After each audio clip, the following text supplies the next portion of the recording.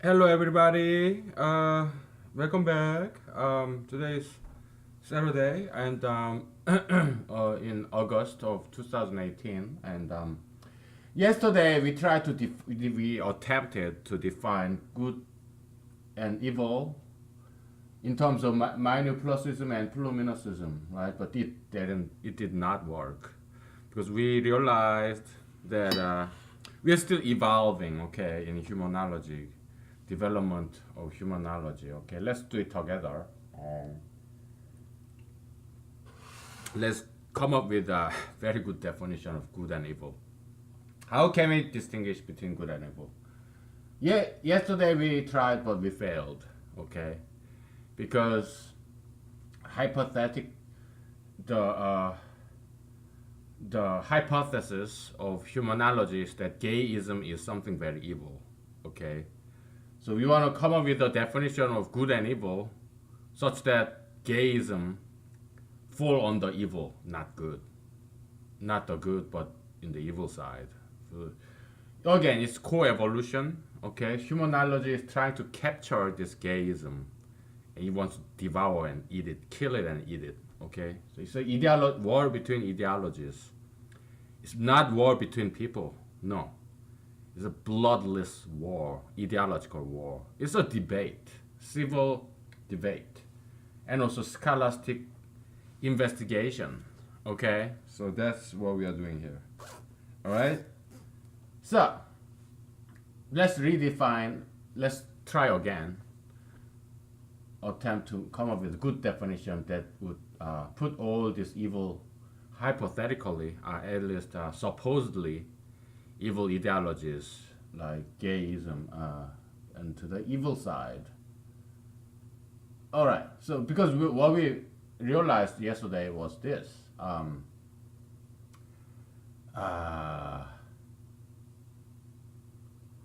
gayist, you know, people who are possessed by the gayist demon, the gayism, we call them gayists. We don't call them gay in humanology because nobody is born with gayism. It's all after they are born. This gayism ideology was acquired environmentally. So it's nature versus nurture question, which is a good question in psychology. Okay, so yeah, there are some validity in psychology, definitely. Okay, so yeah, the Lady Gaga said, "I was born this way. I was born gay." Okay, but you married a man. She's not even gay. Lady Gaga or Barack Obama, Justice Kennedy, they themselves are not gay people. They are pro-gayists. Okay, they advocate for the gayism. That's how they gained popularity, just going along with the popular cause. Lady Gaga, Katy Perry, Barack Obama, Justice Kennedy, yeah, they all just jumped in the bandwagon. They are not leaders, they are leadees. They are being led. They just follow the most popular trend of the day. Okay, and that's how they gained their. Also, Pope Francis of Roman Catholic Church. Yeah, Pope Francis from Argentina. Yeah, he same category. Okay, they gained their popularity by just going along with the majoritarian view of the day. Okay, they are not leaders; they are leadees. Okay, the lemming leaders. So there's this huge mass of lemmings, huge crowd of lemmings marching toward the cliff, right? The pro-gayists, right? At the very forefront of those marching lemmings is the lemming leader. We are talking about Donald J. Trump, Barack Obama, Pope Francis, Lady Gaga, Katy Perry, all those populists who just go along with whatever is the majoritarian view. Yeah, they are the lemming leaders. They are being pushed by all these lemmings, the majority population of America and the West. Okay, they're just being pushed toward the cliff. These lemming leaders. Okay, they are not leaders at all. They are leadees. They are being led by the majority. Okay. many people say, oh well, that's not a problem because democracy is a representative government ruled by majority. I have to disagree with you. Okay, if that's your definition of democracy, if that's mobocracy or ruled by mobs. Okay, to me, a democratic leader should represent the best interest of the people, not the best desire of the people. That's two different things.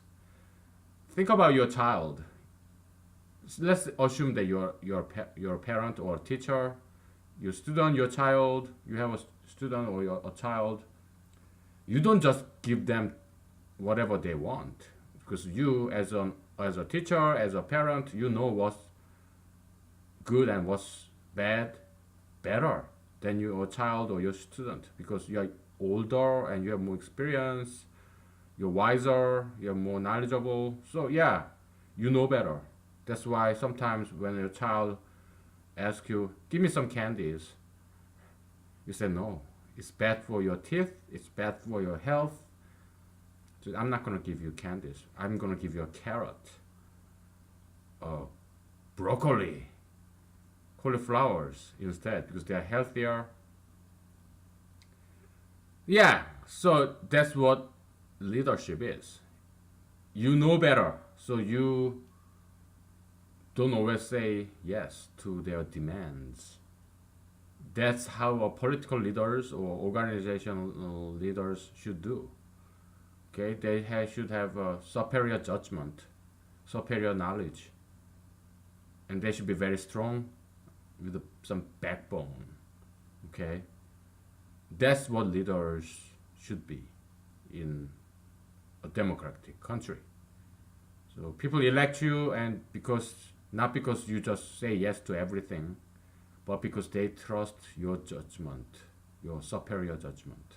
Okay, that's how democracy is supposed to work.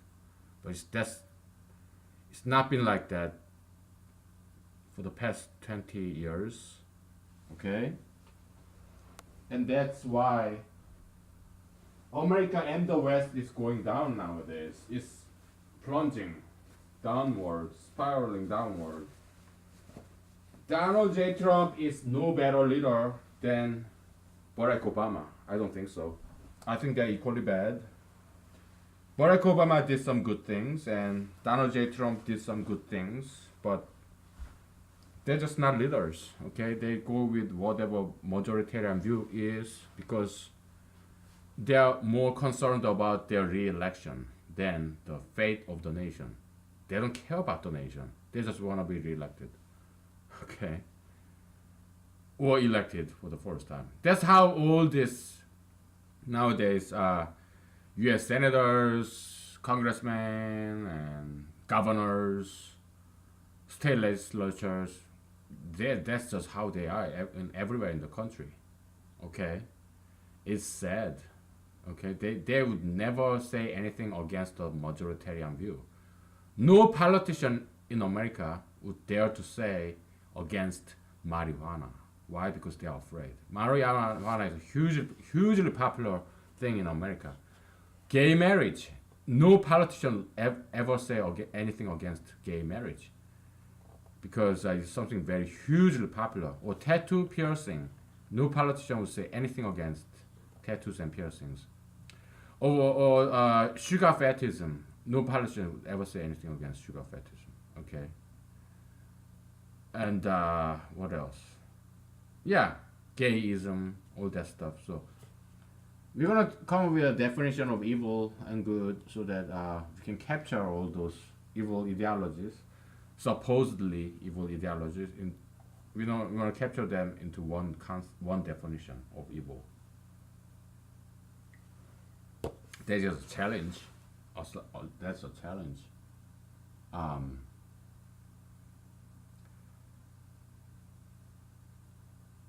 We'll make some several different trials. Okay, so first thing, let's just pick up where we left yesterday. So gay people, well, they are gayists because They just happen to be possessed by this gayism, ideological demon, this monster, this ghost, evil spirit. Just possessed people, okay, that's all. But hey, we are all weak. We have some weaknesses. Everyone does, okay? So I never would say they are worse people than I am. No, no, we all have weaknesses. We have sinners. We have vulnerabilities. So yeah, it's just that it happened to be the most popular evil cause that is dominating the West, the Western Hemisphere. All right. So tattoo piercism. Why do people nowadays in 2018 do a lot of tattoos and piercings? Because they want to belong. It is the majority. Okay. They want to have sense of community and they want to belong to that majority. So it's against. They are leaning on this powerful figure of tattoo piercism. It's like their parents or their father, their ruler, king, tattoo piercism. Okay, so they're leaning on them, on this powerful ideology. It's dependence on this powerful ideology, the majoritarian ideology. It gives them sense of belonging and it gives them empowerment, sense of empowerment. Now they're a part of this powerful group of tattoo piercism. Okay, we talked about humanological group, right?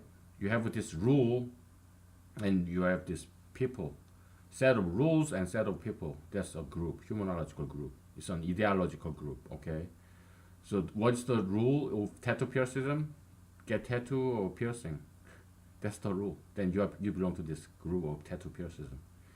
It's a group membership and subscription, and yeah, you pay the price of this subscription, right? This pain and suffering of tattoo and piercing, right? Then, but once you get it, you have this metaphysical group. You belong to this group, okay? Group membership. It's a metaphysical membership, okay? So it doesn't matter where you are in the world. You get tattoos and piercings, then you're part of this group of tattoo piercism, all right? So there's this feeling of empowerment, okay? And because it's such a humongous, huge group everywhere in the world, mostly in the West. Yeah, in Polynesia, yeah, it's their tradition, right? But it's a bad tradition. Piercing, yeah, it originated from Africa, but it's a bad tradition, okay? If you want to learn something good from foreign countries, learn good things, but don't learn bad things, okay? Africa, Polynesia, yeah, they have great music, great cuisine, culinary arts, and great dancing. Yeah, learn those things, good things. Don't learn bad things like tattoos or piercings, okay? Anyway, so this definition failed because gayists. We can't just call it gay people, okay? It's just for the ease of speaking. All right, so they suffered at first. They were ostracized back in the 80s. Okay, demonized, vilified, and excluded, and all these gayists. Yeah, bullied sometimes, or even get killed, murdered, or yeah. So they suffered. So that's the we're gonna introduce some more terminologies here. Okay, so it's this antecedent, subsequent. You have antecedent and subsequent in both minor pluses and pluminasism. Okay. Antecedent, we call it minasin. Okay, minasin. Minasin.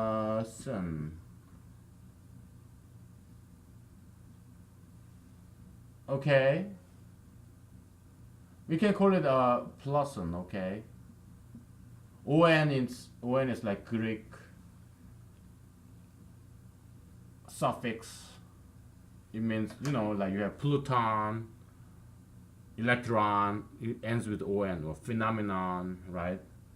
Yeah, it's some kind of unit. It signifies some entity. Okay, we call it minus, it is person or okay. So antecedent minus, okay. Antecedent, you have antecedent and subsequent. Okay, so you can call it uh, president, pre, precedent, or antecedent. Okay, precedent, antecedent. Yeah, my pronunciation is no good, right? But you know what I'm talking about. Yeah, antecedent minus and subsequent person. Okay, and gayists went through this persecution and all this suffering and pain and suffering, exclusion, and then now they are the king. Okay, gaists, they are the bullies. They used to be bullied back in the 80s. Now they are the bullies. Nobody messes with them. If they anybody criticize, anybody speaks against this gayist gayist person, you're screwed because because this gayist person have a lot of friends and allies, a powerful figure. So how do you become a very powerful man in your community? Just declare yourself gay. Then suddenly you are a star, just because you are gay. Okay, everybody is afraid of you. Everybody worships you. They like kneel down and bow down to you if you are a gayist. Okay, all right. It's stupid and it's sad, but that's America. We are not talking about some North Korea. So America is no better than North Korea. Okay, okay. North Korea, they worship the Kim Jong Un, Mr. Kim Jong Un. America worships gay people. That's worse than North Korea. Okay, that's because that's stupid. So stupid. You worship somebody just because this person is what having sex with. This man is having anal sex, gay anal sex with another man, because that's why you worship this person. That's worse than worshiping Kim Jong Un. Okay, that's how stupid Americans have become. I'm sorry. Okay, America is far worse than North Korea in this regard because it's so stupid. Okay, tattoos, piercing. Okay, how stupid is that? All right. Yeah, America is no better than North Korea, my friends. Okay, it's far worse in many ways.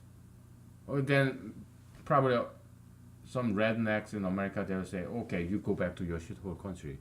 That's probably what Donald J. Trump would say to me. Okay, but I'm not famous enough to uh, get comments from Donald J. Trump. But yeah, any redneck people like Donald J. Trump would say, hey, you Asian shithead, yeah, go back to your shithole country. Go back to North Korea. Well, I'm not from North Korea in the first place, but okay, then go back to your shithole South Korea. But the thing is, South Korea is so healthy. I'm more like a spirit doctor, humanological doctor. Okay. What is a doctor where there are no sick people? America is sick. That's why I'm here. Because if I go to South Korea, there's no job for me. I'll be so bored because everybody is healthy there. Okay. Yeah, I'll be bored. There is no reason for me to be in South Korea because everybody's healthy. But America is sick. America needs a doctor like me. Okay, that's why I'm here, and it makes my life more interesting because I have job to do. Okay, all these ideological evils.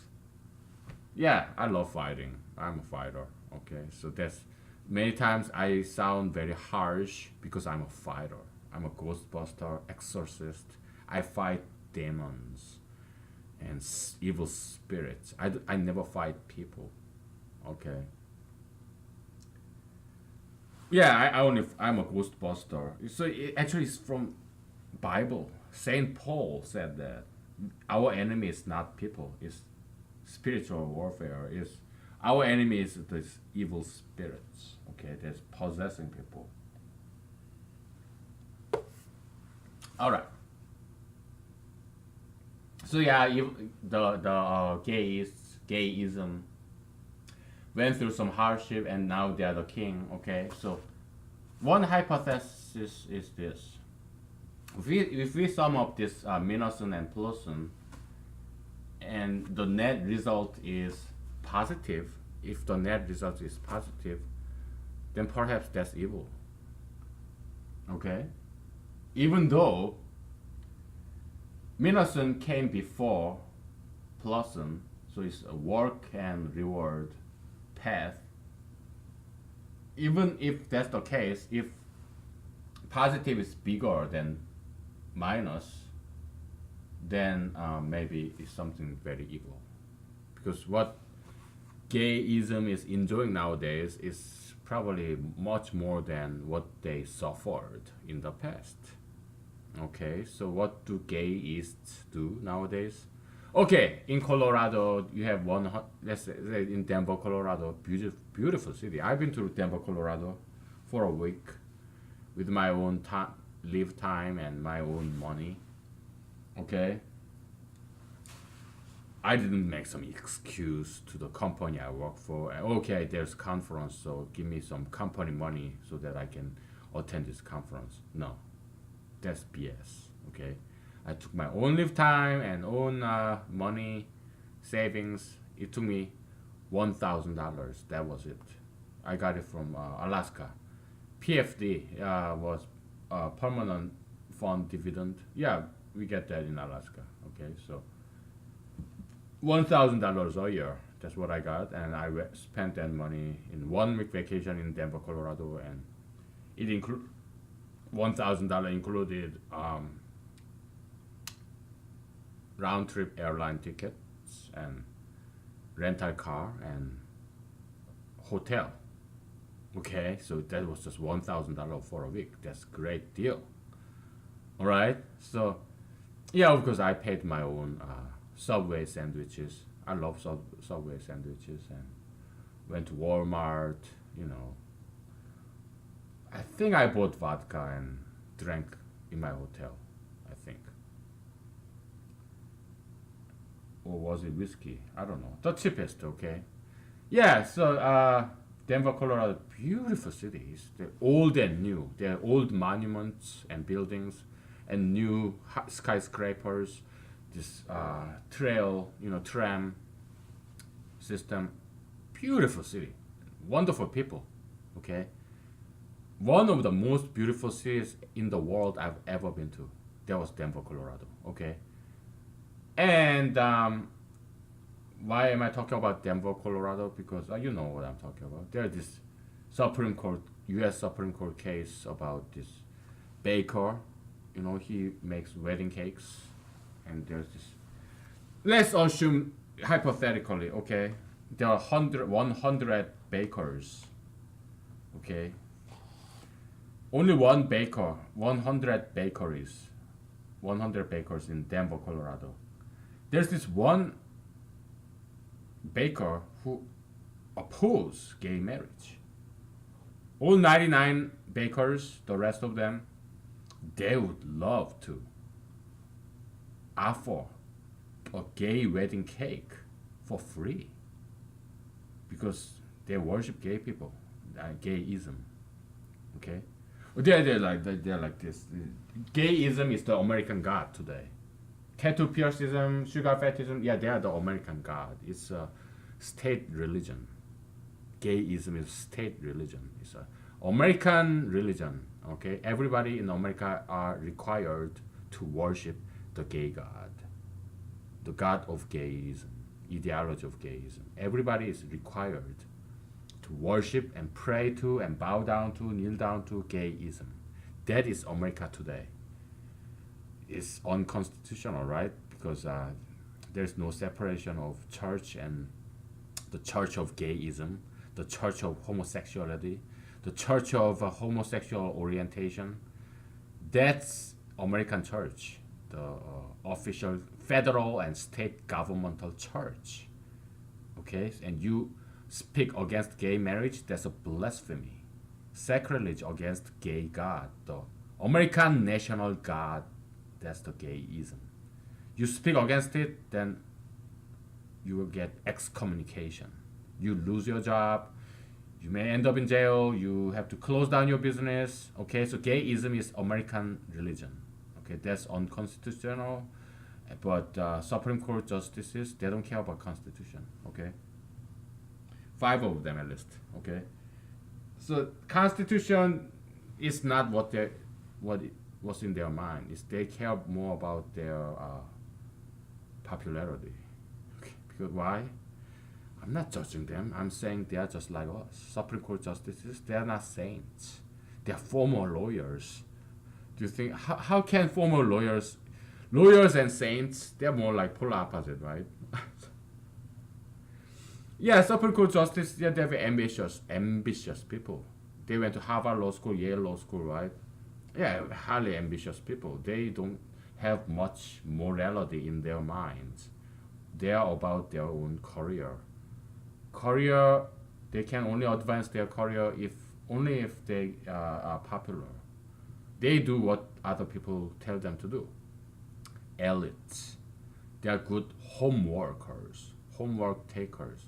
They do their homeworks. They do obey. They elites like Donald J. Trump, Barack Obama, all the same. Okay, elites, they do what people tell them to do. They do their homework, so they go to Harvard, Yale, Princeton, Stanford, Berkeley, what have you. Okay, yeah, elites. Okay, they obey. They are never West Point. Okay, generals. Yeah, they're all the same elites. Okay, they never ever disobey. Okay, all this Harvard, Yale, West Point, Stanford, uh, Columbia, all these elites, they are there because they always obeyed. So they are the last people who can make a good leader because they never led. They have always been led all their life. Okay, so they are not. They can never make good leaders. That's the kind of false leadership that we need to drain. Donald J. Trump talked about draining the swamp. Well, he is the swamp. Okay, he's part of the swamp. He's not Washington D.C. swamp, but he's this Ivy League, elitism swamp. He's part of that. Okay, he was born rich, with silver spoon in his mouth. So he's not like you and me. We are more like lower middle class. We are, we've been employees of someone else all our lives. Okay, so Donald J. Trump never worked for anyone. That's why he's so disrespectful because he never had to learn how to respect someone because he's been always the boss, the prince of this rich family. Okay, so yeah, of course he's disrespectful. He's spoiled brat. Yeah, that's Donald J. Trump and many elites.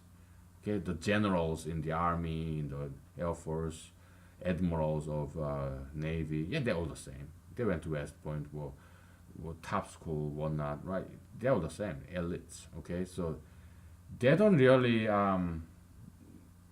they're not quite capable of good leadership, right? Because well, first of all, they don't know what we average people are going through every day. Okay, they don't know and they don't care. Okay, most of them, they are only up for their own career advancement. That's their purpose in life. Us, they don't care. Okay, they can't care less. They take advantage of us. Right. So I'm talking like a socialist, right? Like a liberal, right? So half of me is very liberal. Okay, I care about environments. I'm not a huge fan of hunting and fishing because, or commercial fishing even, because I want those wildlife preserved. Okay, and if you wanna kill animals, we need to farm them. Okay, so that it's more, so that we can preserve the species. Okay, so I'm a huge fan of farming. using biotechnologies. I want what I want to see if I do become the president is farming of every single species in the world. So we farm every single species in the world and we release them to the nature. Then yeah, we can kill those animals. It's a farming, okay? Yeah, so environment or pro-life, pro-choice, I'm more pro-choice, okay? Yeah, that's why I'm thinking I will never get nominated as a Republican candidate because I'm more pro-choice, right? And I'm anti-gayist, anti-heteropiercist, anti-sugar fatist, and I think I am like 51% Republican and 49% Democrat. Okay, so anyways, it's been 30 minutes. Okay, so we can take a break. Okay, then let's take a break. Okay.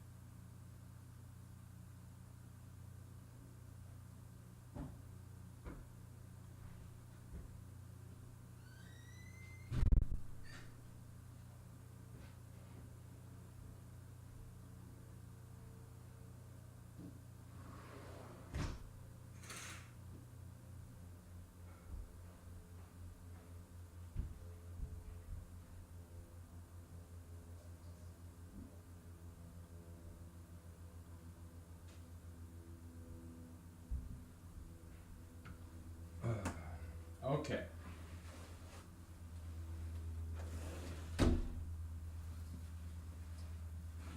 So, we're still looking for a good definition of good and evil, good versus evil. We're trying to distinguish that eternal philosophical ethical question once and for all. Okay, we wanna put an end to it. Okay, that long centuries, millennia old uh, debate. We wanna put an end to it. Okay, so it's basically this. I think probably a good definition would be the summation of minusen and plusen and minusen. Okay, no matter what the order is, if it is plus sum, as in economics, if it's plus sum, then it's evil. If it's minus sum, then it's good. Okay, so it's very Jesusian. Okay, Jesus talks about not just Christianity, Buddhism talks about this too. It's about self mortification, voluntary human suffering. It's Hinduist concept as well. They fast, concept of fasting, concept of suffering, voluntary suffering. Okay, so now Jesus said, "Do what's hard, do what's difficult," because the road to heaven is very very tough and narrow. Yeah, go to the narrow door, meaning a copium channel with a lot of resistance, positive resistance. Okay. Yeah, so probably that's a good definition of what's good and what's bad. Okay. Like gayism, for example. Okay, I'm a single guy. Okay, so I know how hard it is to get a date. I may get a date probably once a year, if that. I go to online dating site and uh, I'm not gonna tell you which. Okay, it's my private life. Okay, so yeah, I go to online dating site and try to get a date, right? And it happens like once a year, maybe. Okay, so if I ask out 100 girls, if I try to talk to 100 girls online, maybe one of them reply saying, "I don't want you." Okay. Rest of them, 99 of them, just don't say anything. Or most, many of them just block me. Okay, so that I cannot even message you anymore. Okay, so it's not just me. It's number game, right? So yeah, that's the romance market. Unless you are rich and powerful and famous man, then yeah, women don't care if you are even married. They don't care that themselves are married. They're just turned on biologically, evolutionarily. So that's how Harvey Weinstein, Donald J. Trump get all the sex, all the women they want. It's all consensual. It's not rape. It's not sexual assault. No, it's consensual sex, consensual touching, kissing, whatever. It's all consensual. Why? Because women are physiologically turned on when they see a powerful, rich, famous man. It's just their biology. Okay, guys like me, most of us guys, it's not easy to get a date. Okay, so that's the courtship labor. But nowadays, we talked about this. Why are gayism so predominant in today's world as opposed to 100 years ago? Because we are weak generation. We talked about this before. Okay, so sorry if I'm repeating, but yeah, it's important. So it's worthwhile to repeat. Okay, machines. Okay, we are like lazy heirs of our hardworking parents who just handed down all this rich inheritance of this machine, industrial revolution, agricultural revolution, this wealth, material ease, and wealth. We just inherited those from parental, grandparental generation. So our life is easier. We don't have to lift a finger. All we need is a cell phone. Okay. If you have a cell phone, yeah, it has internet, it has a map. We can talk to a friend half a globe away instantly. We can take pictures with a cell phone. We don't have to carry our camera. We can even record a movie with a cell phone. Okay. And we can post it online. Okay. Life is so easy. We have remote control. Okay. We have cars. We have airplanes. Everything.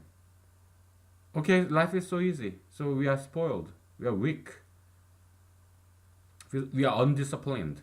So we cannot take any pain anymore. It's all about pleasure. We are not used to pain. So we cannot take any pain. So many of us, about 5% of American population, they cannot take the pain and suffering of this courtship. Men and women are radically different. They have like polar opposite. Men are from Mars, women are from Venus. We are different species, like with different gender. We think differently and we feel differently. We are just different species. So it's not easy for a man and women to get along because we are just too different. Okay, we disagree a lot. All right, but our parents, our grandparents, they were very strong people. They are very strong people because their life was very hard. They went through these two world wars, Korean wars, Vietnam wars, World War One, World War Two.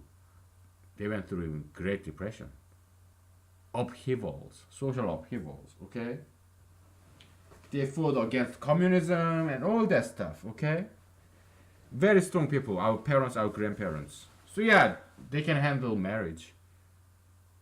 Okay, heterosexual marriage, they can handle it. Yeah, it's not easy, but they could handle it. Okay, us, we can't. Okay. So many of us just cannot handle this courtship. It's hard for men and hard for women because we guys, we are stupid, right? So women, oh, these guys, they just want to have sex. And if a woman is very beautiful with this natural beauty, they intentionally and purposely ruin it by tattoos and piercing and obesity or bad feminism, radical feminism. They cut their hair short, they do these piercings and all these tattoos, and they make themselves very ugly. Okay, young women, they start tanning their skin and make their skin darker. Don't get me wrong, black women are beautiful, okay? But white women, they are beautiful too.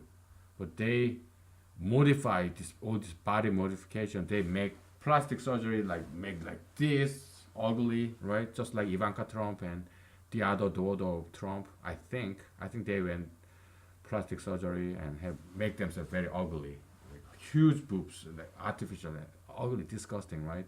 Yeah, they do that. It was this other plastic surgery wherever, and then many of women, they just let it go. They just eat everything and become very obese and or have their haircut short or yeah. So they make themselves very ugly because they cannot handle the attention from males. It's too discomfort.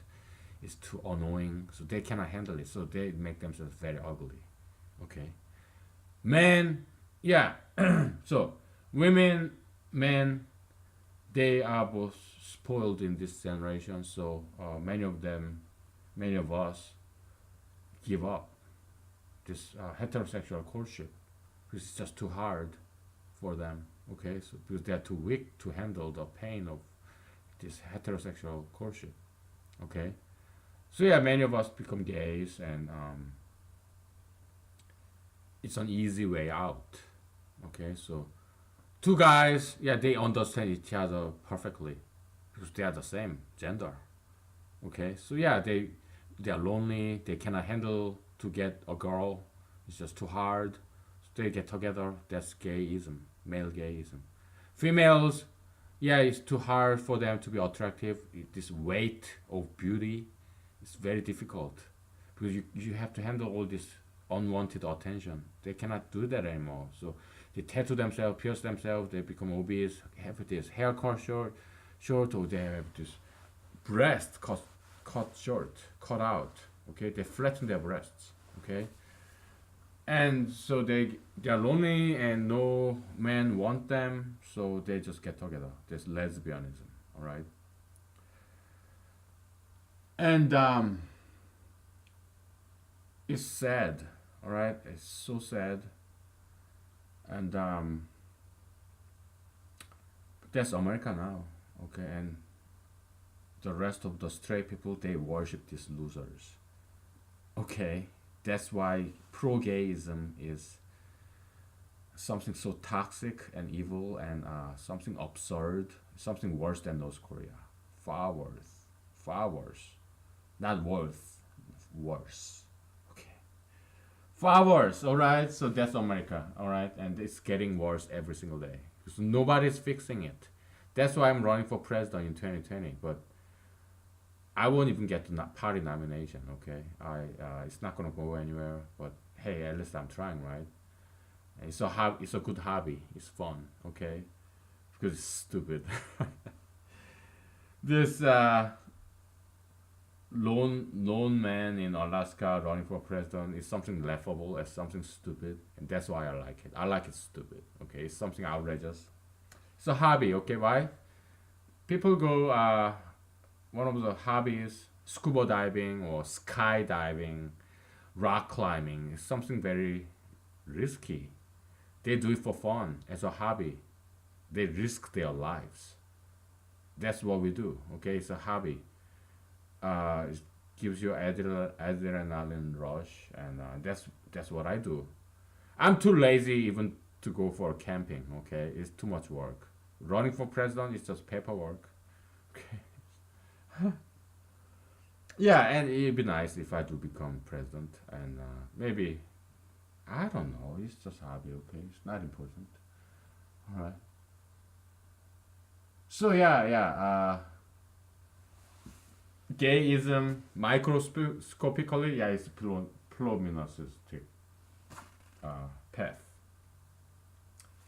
It's easy for two guys to meet, but do they get happy?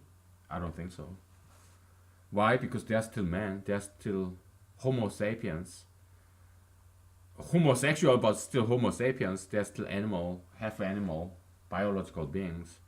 So male gay sex or female gay sex, they're all simulation. It's aided masturbation. They're simulating, they're imitating heterosexual sex. Okay, fake sex. So something that is fake is not never can never be good as original. That's why it's so fake. So yeah, the homosexual sex, it may give some masturbatory satisfaction, but it's not as good as real sex, the heterosexual sex. Okay, just imitation. That's all it is. Okay, so it can never be as good. All right, and heterosexual relationship is I can't even pronounce the word that I made myself. Minuplastic path, minuplastic trajectory, minuplastic course. Okay, that's heterosexual relationship. In the beginning, yeah. Courtship is never easy, both for men and women, because women have to be able to trust this man, and it takes long time to figure out what this guy is about. Not an easy process, and rightfully so, because there are many bad guys out there. Maybe I'm one of those bad guys, but I actually at least try to be nice. I don't want to get married. Okay, I just want to have sex. All right. Maybe that's women know that. Maybe that's why I never get a date, because women want to have kids. They want some stability, meaning money. I don't have any money. I just want sex. Okay. And is sex all I want? No. Uh, I enjoy conversation with a woman because they're so different from me. Initially, it's very difficult, but once I get a date, then I really enjoy the conversation. Their different perspective because and also their unforeseeability, unpredictability is an adventure to date a woman. I'm not a virgin, okay? Yeah, I used to have a girlfriend, never lasted very long, on average of maybe 2 months, 3 months. That's probably the longest relationship I've ever had. But yeah, I had relationship before, okay? I never wanted to be short term, but they left me because I'm so weird and strange guy, and I don't want to get married. I don't want to have kids ever. No, I don't want kids. Probably that's why I'm more pro-choice than pro-life. I don't want kids. Okay, I love kids. Other people's kids, they're beautiful. Yeah, I want other people to get married. Same race marriage, mostly. Okay, yeah, mixed marriage. Yeah, is every now and then it's okay, but never model type white girl and ethnic man. That's not allowed because it ruins both of them. Okay, it's very toxic ism. In humanology, we call in the term ultra interracialism. Okay, that's something that's a no go. Okay, but all the other types of couples, yeah, I want people to get married and have kids. I want to see kids on the streets and the shopping mall. They're beautiful. I'm just too lazy to have kids. Okay, I don't make enough money to have kids. Okay, or to get married. I don't want it. All right. Probably that's why I'm more pro choice than pro life. Okay, 'cause I myself don't want to have kids ever, ever. All right. This is more like my brainchild. Okay, humanology and other stuff. My writings, my novels. Yeah, brainchild. Whatever. And yeah, so my new plastic uh, ism, my new plastic ideology, heterosexuality. Okay, initially it's very difficult for a woman to trust a man, for a man to get on one date of a woman, but once they get it, yeah, they get a lot of pleasure, the real sex, companionship, conversation, spending time together. Yeah, yeah. But homosexual relationship is pluralistic. It's very easy at first. Once you get it, there's no fun because there's no challenge. You just understand each other too well because you're same gender. So it gets boring very quickly, and it's just not challenging. It's just too easy. So yeah, you get it easy, but it's just too easy, and it gets boring, and there's no challenge, and that's why they become male gays. Yeah, they become very promiscuous. Okay, to compensate for that lack of excitement, they diversify their bedroom partners. Okay, and they also male gender is inherently promiscuous, and they both want promiscuity. They agree that they both have sex with other guys, gay guys. Okay, females, they don't want like sex, so lesbian deathbed, they never have sex. Okay, yeah. So yeah, it's no fun. Okay, there's no happiness. Okay, so male gays they end up getting AIDS and die, and female lesbians they just end up being getting uglier and uglier, and their looks, this lesbian style, get drier and drier. They have this always this dry look.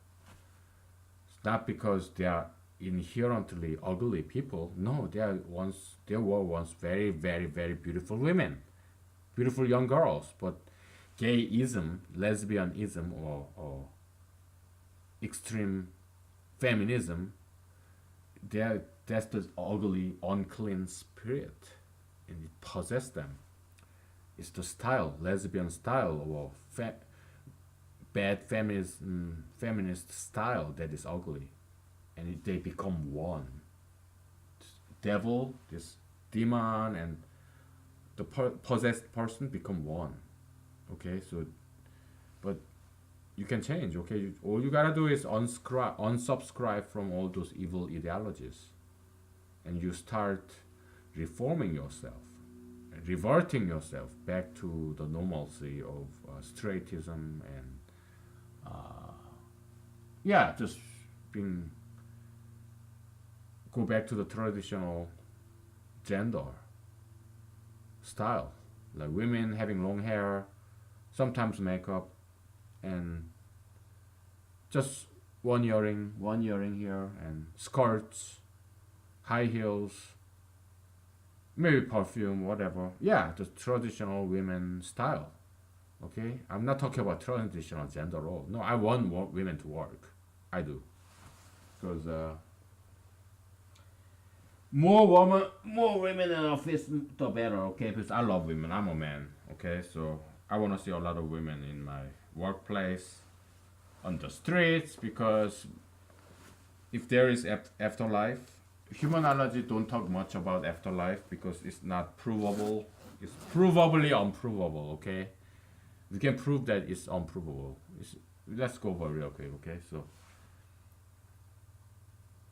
let's assume there is afterlife. Okay. Okay. No, scrap that. Let's say there is one person who claims he been to afterlife. He was dead, but he went to heaven or hell, and then he came back to life. But we cannot trust this person because it could have been a dream or his imagination or his theory. It could be just his opinion or his fake fabricated story. There's no way to tell. Why? Because to get an evidence of afterlife, you have to die. You have to die. Once you are dead, you cannot come back to life and testify because you are dead. Okay, so that's the proof that existence of afterlife is unprovable. We cannot prove or prove or disprove the existence of afterlife, because to prove that you need evidence, and to get the evidence you have to die, and once you are dead, then you cannot testify. Let's assume you are dead, once dead, and you came back to life and testify. We cannot trust this person because it could be their imagination or fantasization or some hallucination. Why? Because us, witnesses, jury, we are not dead people. We are not ghosts. No, we are all live people who have never been dead. Okay, so yeah, that's why afterlife is. That's the proof that afterlife, existence of afterlife is unprovable. Okay, so my fantasy, what would I want to see in heaven after I'm dead? I don't want to see God. I don't want to see Jesus. I don't want to see anybody else. I want to see. I want to be. I want to. I don't want to see any man. I don't want to see angels or devils. No, I want to see. I want to be with 7 trillion virgins of all different ages. Okay, between 18 and 50. Okay, 7 trillion virgins. Okay, they're all model type, slender, and of all different races, all different hair colors. 7 trillion virgins, not 7 virgins. That's not good enough. I want 7 trillion virgins. I am the only guy in that paradise. That's my version of heaven, okay? So, do I want to see women at work? Absolutely. I don't want to see any men. I want them all to be women at work. Even on the streets, shopping mall, everywhere. I want to be the only guy. I don't want to see other guys, okay? So, yeah, that's my fantasy of paradise, heaven, afterlife, okay? As you can see, I'm not a sexist, okay? I love women. Of course I do, I'm a man, okay? Let's take a break because it's been an hour, okay? Let's take a break, okay? All right.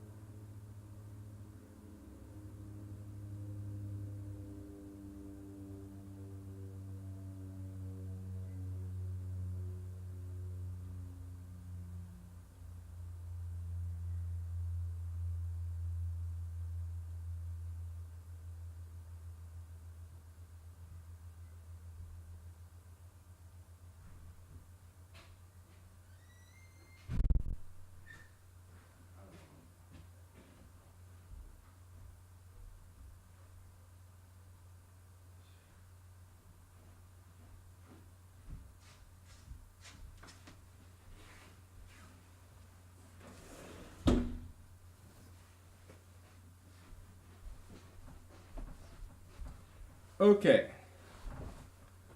So yeah, we have this hypothesis.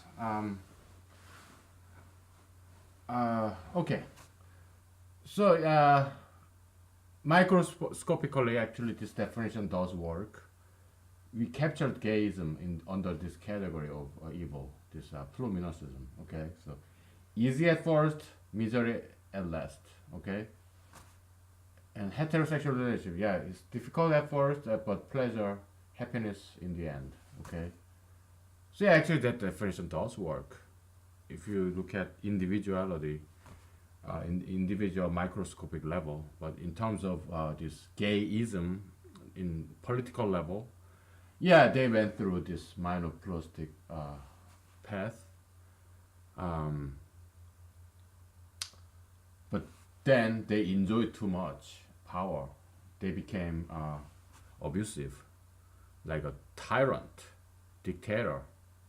Okay, you criticize about North Korean's dictatorship. Well, look at us. Okay, who is the dictator of America? Gay marriage, marijuanaism, tattoo piercism, sugar fetishism. Nobody talks against them.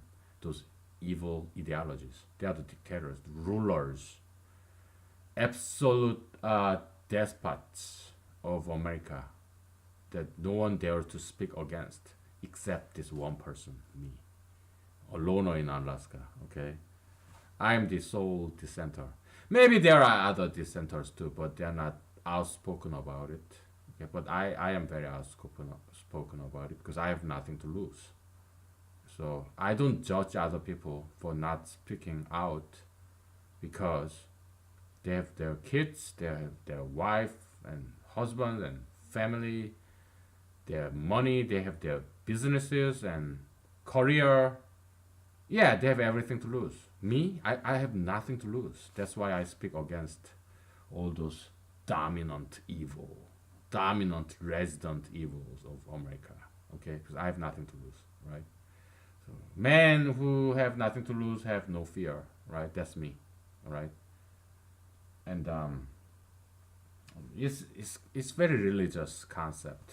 Okay, it's in the book of Revelation, Jesus, the spirit of Jesus, after he went to heaven, he give his people his this command: obey till obey to death. Okay, and while Jesus was alive with us, he said, "Those who are willing to die for my sake, Jesus' sake, shall live, and those who want to preserve his life, uh, and disobey my commandment, he will lose his life." Okay, so me, I don't care if I lose my life or not because my life is okay, but I don't really have much to live for. I don't have any family or kids or wife. I don't even have a girlfriend. Yeah, so my life is very dry. I mean, I love pizza. I love cake. I don't like cakes, but I love donuts. I love donuts. I love pizza. I love them. Yeah, I have eaten them before in my past. I love them. I do. Okay, but I cannot even eat those things. Wonderful things. I love potato chips. I love French fries. Maybe once in a blue moon, not every month, but maybe once a year, I do eat them. Okay, it's like taste of paradise. But less than once a year, I do eat those things. Okay. So as you can imagine, my life is very dry. It's not fun because I have all these moral rules, principles. I exercise I run every other day. I do weight training every other day, and it's not. It's fun, but it's not like sex. I never get to have sex. I want to, but no girls want me. So I never get sex. I never get donuts. I never get pizza. So my life is not very fun. Okay, so I don't mind dying. But But I'm a survivalist. I'm not a suicidalist. I'm a survivalist, so I do my best to survive, to get a job and everything, right? Pay my bills and be independent and you know, yeah. Uh, so we talked about three aspects. Okay. First criteria: is it pluminostic path or my, uh, is on ideology or behavior or behavioral pattern, habit, political activism, ideology. Is it pluminosticos or minor plusticos? Yeah, that's one criteria. The good and evil. Okay. Is it a plus sum or minus sum? If we add them up, the president and subsequent. Minus sum then good, plus sum bad. Minus sum, yeah, you are suffering mortification, plus some indulgence. Okay, yeah, good and evil, regardless of the order. Okay, and then third criteria is I moral equal to you moral? Are you internally consistent? Is your own moral rules that you apply to yourself is that equal to other people? What you expect other people to do? So it's more like the Jesusian golden rule, do to others as you want others to do to you. That kind of stuff. So internal consistency, yeah, that consistent good, inconsistent bad. Okay. So yeah, we came up with three different definitions of good and evil, the criteria. Okay, so that's good enough. Okay, let's move on. If you want to do more today, not sure. What do you think?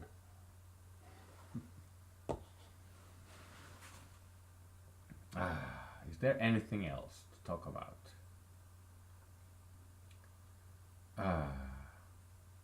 We covered so much so far. We covered so much.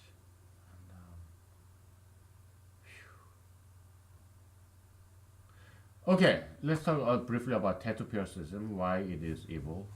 Yeah, you get tattoos, there's some negative stuff, right? But positive stuff, the pleasure of tattoo piercing is that the sense of belonging, you are leaning on this powerful ideology of tattoo piercism, you are empowered, you feel empowered, and it's something permanent.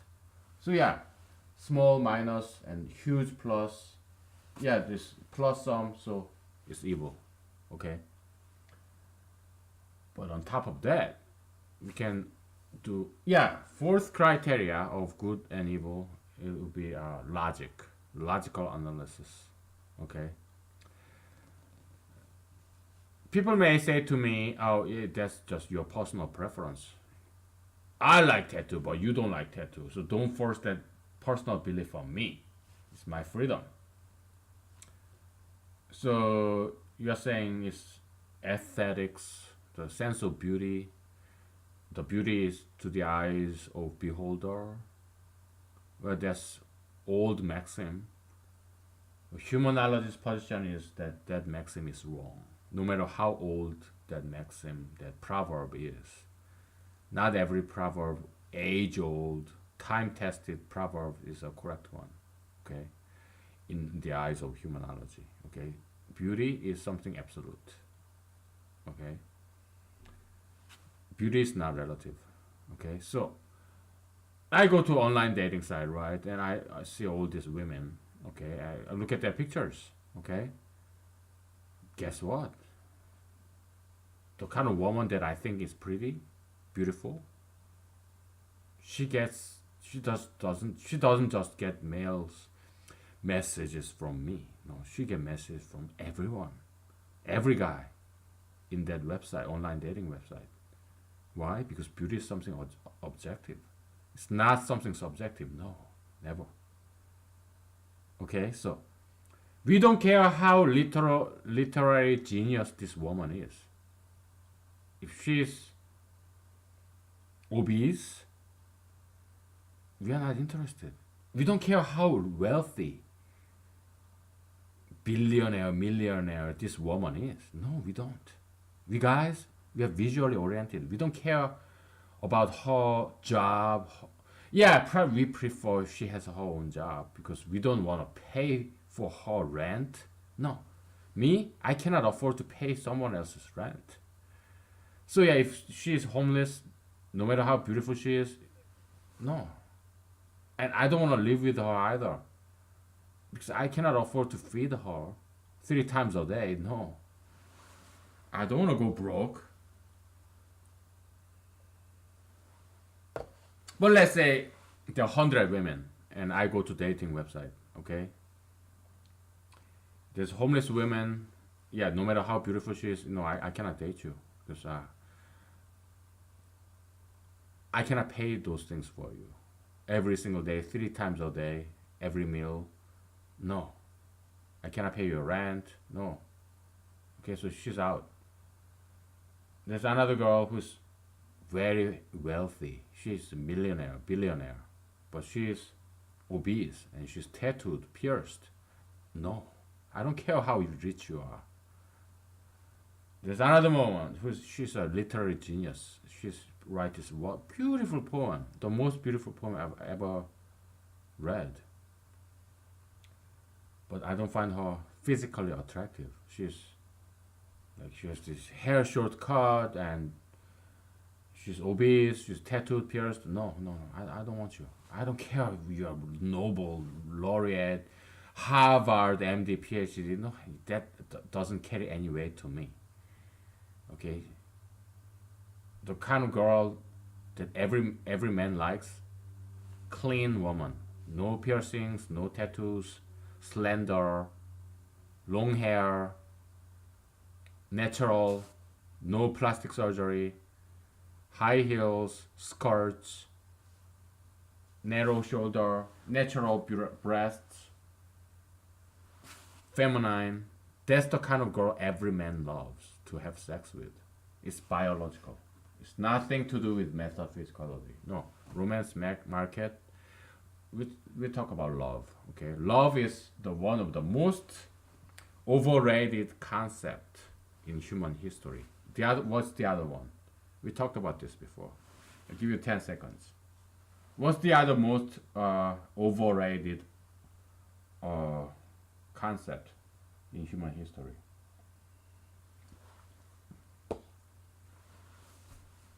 Most overrated, overvalued concept, exaggerated concept in human history.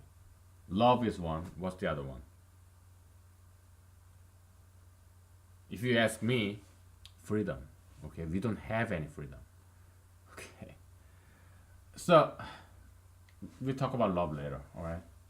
Okay, jumping over everywhere again. Okay, we found this definition. Okay, 4 definition of good and evil. Okay, so can you erase this? Is it minus-plusism or pluminusism? Is it plus sum or minus sum? Is it internally consistent? I moral equal you moral. Or is it logically sound? Alright? So yeah, that's the 4 criteria of telling between good and evil. Good, that's good enough. Yeah, so if you ask me, freedom is the most, freedom and love, the most exaggerated, overrated, overvalued concept. So because we don't have any freedom, and love, I'm talking about romantic love, okay, sexual love, or even parental love. Okay, they're all animalistic love. Okay, so I'm not saying it's bad. I'm saying it's overrated. It's overappreciated more than it's worth. All right. Jesus said. Not many people know about this because pastors, preachers, they don't talk about this. It's not going to be popular. But Jesus said it in New Testament, okay? If you love your parents more than you love me, then you don't deserve to go to heaven. Jesus said something like that, okay? If you love your wife or your kids more than you love me, Jesus, then you don't deserve to be with me in heaven. Okay? Jesus said something like that. So he wants you to overcome all this animalistic love, whether it's between your wife and you. I'm assuming you are a man, okay? But if you're a woman and watching this, oh, thank you, okay? I'm not a sexist. I'm talking in terms of this male centric viewpoint because I'm a man. It's just easier because I'm a man, okay? So that's why I'm using male pronoun because it's easier, okay? That I'm not a sexist. I love women, okay? I respect them. So, yeah, so you're a man and you have wife and kids and you have parents, okay? Jesus wants you to be able to leave all of them for his cause. Jesus ism. Okay.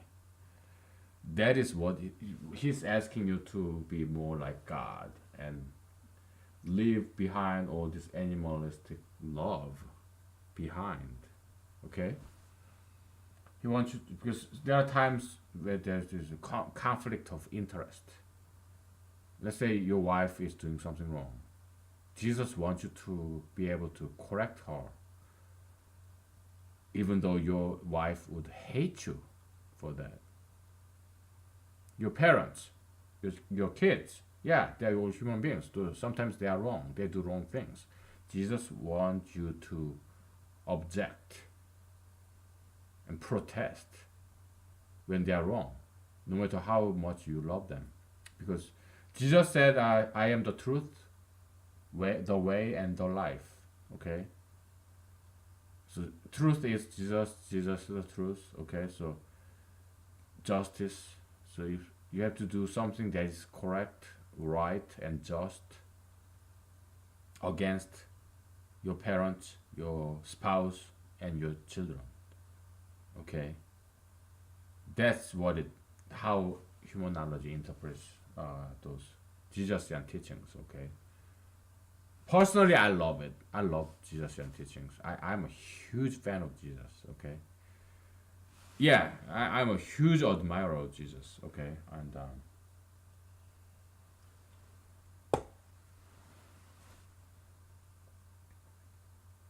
okay, let's talk about freedom. We already talked about love. Okay, so freedom. It has to do with dimensionality we covered before. Okay, this zeroth dimension, and you extend zero dimension dots, it becomes a plane, right? Then you stack up so this fourth dimension. Oh,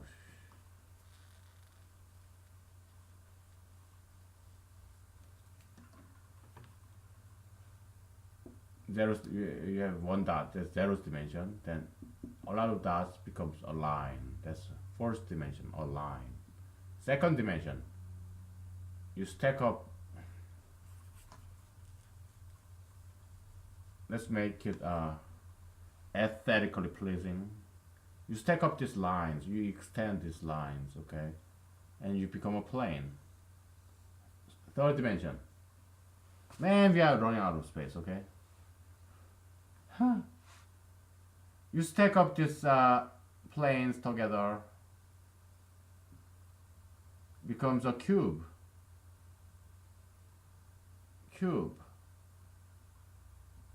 Okay, the third dimension. Fourth dimension, you stack up this cube, three-dimensional picture of the world along the time axis. You have this cube, it's a motion picture, holographic motion picture. You're here one day, 1 second, and here next second is frame. So I know this because I did study filmmaking. Okay, so you have this. What is a film? You have this film, right? Motion picture. Use this picture person, right? And next frame, you move a little bit, right? And you have this wheel, cog, wheel, hole. That's the picture, the film, right? Yeah, motion picture, right? So this is, assume that this is three-dimensional picture. Okay, you have depth and everything. You're stacking up along the time axis. That's the motion picture. Okay, that's the fourth dimension. You're adding the time dimension. You have a static picture and you stack them together along the timeline. That's the reality. Okay. What's fifth dimension? Bam, we are running out of space again. Fifth dimension. That's alternative universe of one person. Okay, imagination of one person. You have this reality, which is this fourth dimension, this one and only reality. They call it R0. But you have alternative universe. Your imagination. You can imagine many different universes. You stack them together. That's fifth dimension. The totality of your imagination plus one and only reality. Sixth dimension. So this is just one person, right? Person one have this his own imagination. Person two has his own set of imaginations. You stack them together. That's sixth. Seventh dimension is God. God's imagination. His alternative universes. You have God's imagined world of everyone. That's called it G0 because that's the reality. But God can imagine alternative world, alternative population, and each of the people imagining all different things. Okay, you add them up. You add them up. All this God's imagination, the seventh dimension. Okay, and that's it. That's all we have. Now, freedom concerns this. You may imagine all different alternative universes, but only one reality exists. You may imagine the next second my hand will go this way or that way, but only one thing end up happening. That's why there is no such a thing as freedom. Okay, because there's only one course of reality. You can imagine 10,000 different possibilities, but only one of them end up happening, or something that you didn't even imagine end up happening, but only one thing end up happening. There's only one past. There's no alternative past. Future? There's no such a thing as alternative future. Only one future exists. It's all predetermined by God. Everything is written and predetermined. Okay, that's humanology's position. Okay, there is no such a thing as freedom. Just look at yourself. Okay, you didn't choose your country. You did not choose your birth date. You did not choose your parents. You did not choose the people who ever in your life, entire life, got to meet. You didn't choose them. No, you happen to meet somebody. You happen to have this set of classmates, these co-workers. You did not choose to meet those people. No, they're just thrown in onto you. Your parents, your friends, your colleagues, anyone that you have ever met in your life. You didn't choose to meet them. Like, your subway, in a bus station or bus stop, on the street. You did not choose to meet them. No, you just happened to be there at the same time and same place with all those other people. Who controls that? God. Okay. He controls everything. Okay, so there is no such a thing as freedom. Okay, you may say, "Oh, but I have choice to befriend this person as opposed to that person." But yeah, you do kind of have limited choice. But the very first encounter of that person, the set of people that you choose from, you didn't get to choose that group of people that you get to encounter. Okay, it's God. Okay. Anyway, so tattoos and piercings, and why is it evil? We need to uh, resort to the logic. Okay, so baby, human baby, why is it universally beautiful? Why is a child beautiful no matter who you are? So it's absolute beauty, right? It has to do with biology, okay? Because there are two Homo sapiens individuals. One of them hate kids, and the other one love kids. This person B perceive a baby or child as something very beautiful. Person A uh, perceive babies as something ugly. Okay, so person A have a baby, but he hates babies, so the baby end up dying. Person B's baby end up living. So person B's baby is carrying this perception gene that makes him perceive babies as beautiful. So this person B's gene, beauty, baby, perception gene, gets passed on to the next generation. Person A's gene dies with him. This ugliness, baby perception gene, dies with him. Person B survives. That's the next generation. Okay, this is natural selection. Okay, evolution. So evolution is very useful concept. Okay, that's why we have evolved to perceive babies as beautiful, because babies are dependent. They cannot survive on their own. So we have evolved, not just humans, any animals. They have evolved to perceive baby as something very beautiful. Okay, child. So we perceive babies as beautiful, pure, and innocent. That's something absolute. Everybody loves pure, innocent babies. Why do men love women with big eyes? We're gonna take a break. I'm gonna give you like 5 minutes. We're gonna take a break, and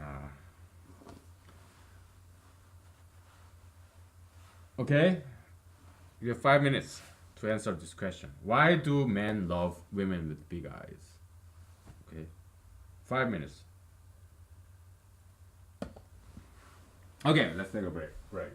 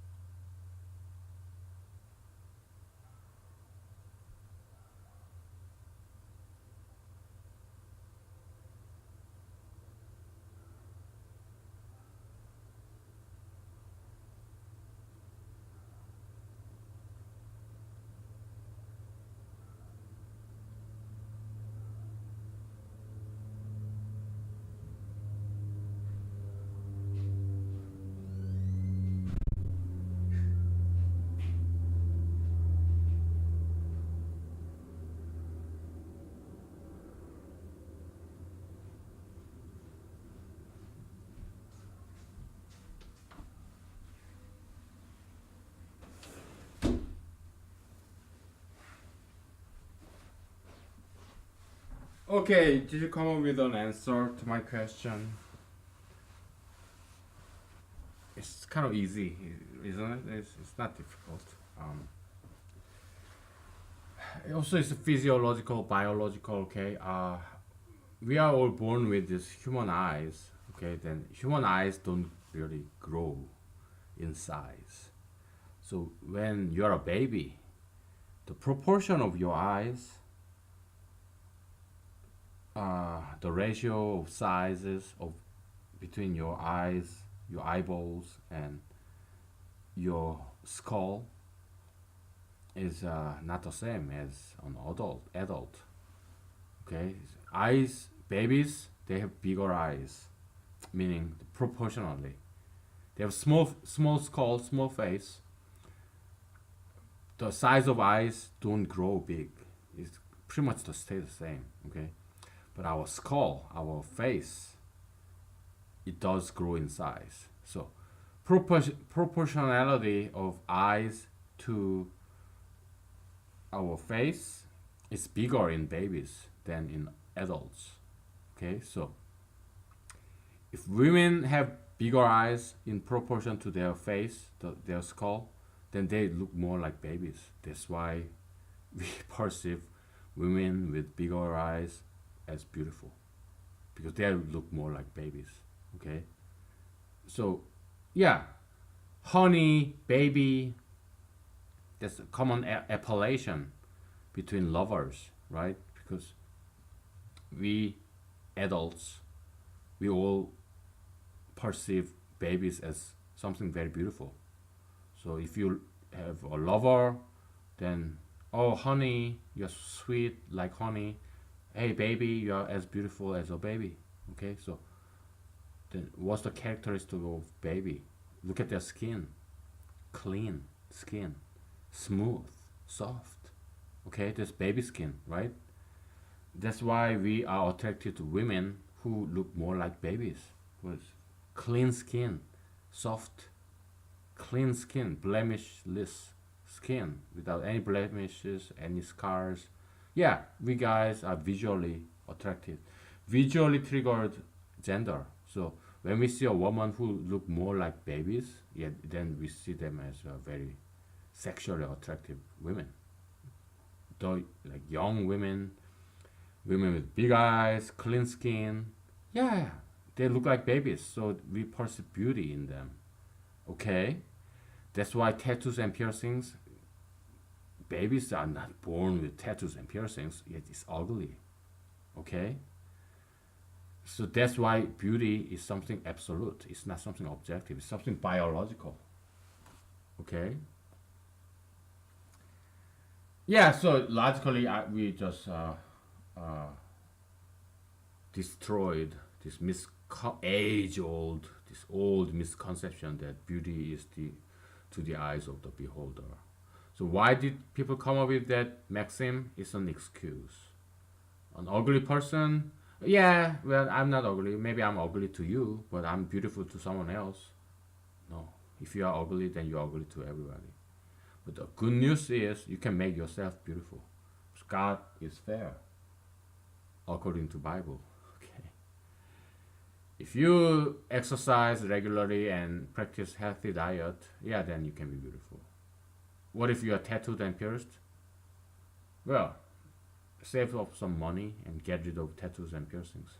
Piercings, you just take it off and go to plastic surgeon and merge these holes together. Yeah, plastic surgery, yeah, it's good in terms of getting rid of tattoos and piercings. Okay, that's what plastic surgeons should focus on. Okay, make it cheaper. Okay, make it available. And let's talk a little bit about economics, demand and supply. Okay, so the higher demand, we can talk simplify this price equation. Price equal to demand over supply. The higher the demand is, the higher the price gets. The smaller the supply is, the higher price gets, right? But it turns out that it's not that simple. Okay, so this equation is not exactly correct because if there is high demand, what happens? There will be high supply. So the price can actually go down. Okay. Because if there is a lot of demand for on apple, then farmers will start more and more farmers will invest on apple growing, apple farming. There will be more supplies. The price will actually go down. Mass production will drive the price go down. Okay, so demand and supply, they are not independent variables.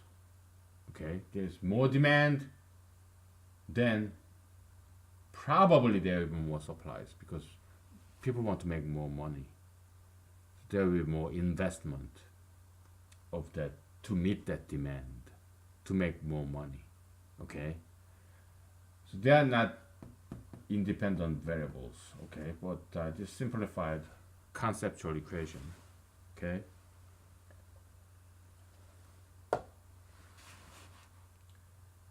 And there is very small demand of orange, for example. Will the price go down? Yeah, yeah.